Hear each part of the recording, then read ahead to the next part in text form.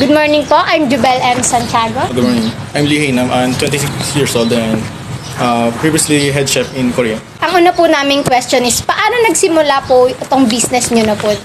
Nasimula yung business ko dahil sa una, pangarap ko. Siyempre, kung wala ka naman pangarap at saka yung wala kang aim sa buhay talaga, hindi mo maisip mag-business or depende kung kailangan mo talaga ng hanap buhay. Second question po ay, bakit po ito yung business na napili nyo po?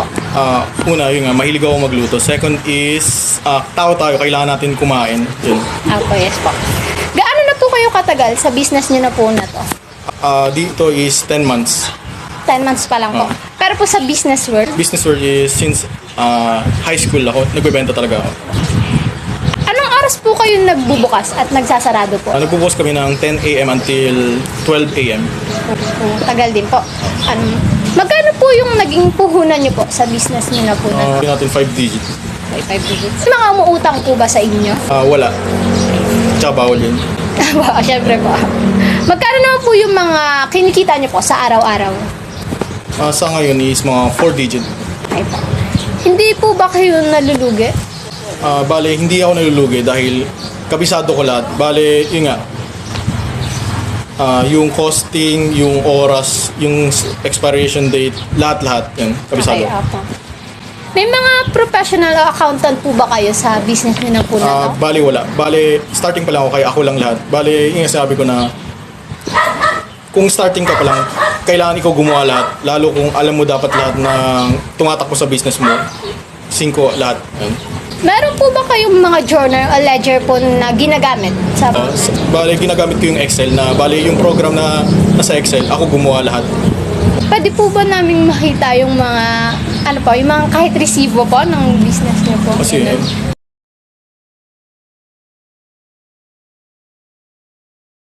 Paano niyo po nasasabi na kumikita po kayo?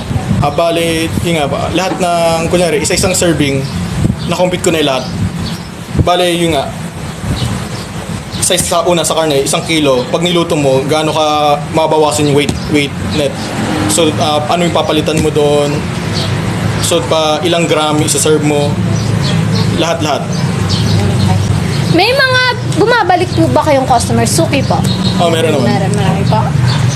Ano po yung mga problema ang kinakaharap niyo po at paano niyo po siya nasusolusyonan?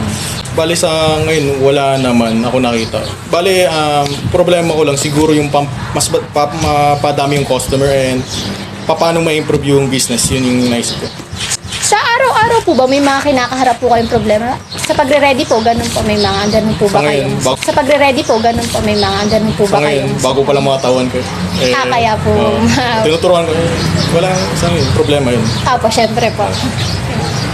Ano po yung message na maibibigay niyo po sa mga estudyante o tao po na gusto pong magtayo ng business kagaya niyo po? Bale, yung sa business, experience talaga. Balik, kahit sino naman na magtatayo ng business, kailangan talaga ng experience. Kasi kung wala ka ng experience, malaking chance na malugi. Unang-una, ano ba yung gusto mong kurso? Di ba, starting ka pa lang. Kung gusto mo talaga mag-business, punta ka sa mga nag-business na or mga magagaling. Kasi kailangan mo ng guidance eh. Kung wala kang guidance naman, kung nagkamali ka, dun malulugi yung pera mo at saka business mo. Pero kung may guidance ka or may mentor ka, naranasan na nila yun eh. Ngayon, i-share na lang sa'yo yung knowledge. Kung may nagkamali, sila magtuturo sa'yo.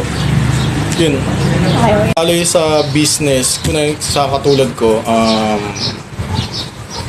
matutunan mo yung business talaga. Bale, yun nga, experience yung pinakasagot sa lahat. Balik, kunyari, magtayo ka ng business, kung wala ka naman alam or hindi mo alam talaga or wala kang experience, kung gusto mo talaga mag-food business, punta ka sa restaurant. Hindi bilang mataas na posisyon, pumunta ka muna sa mababa. Kasi for example dito, pinakamahalaga talaga yung dishwasher. Kasi kung mabagal dishwasher mo, maapektuhan yung nagluluto. Kaya, at saka yun nga, kung magaling ka talaga at may experience, yung tao lalapit sa'yo, hindi ikaw yung maglalapit. Ganun talaga yun eh. Okay. Para po sa inyo, paano po nag-i-improve ito pong business niyo po?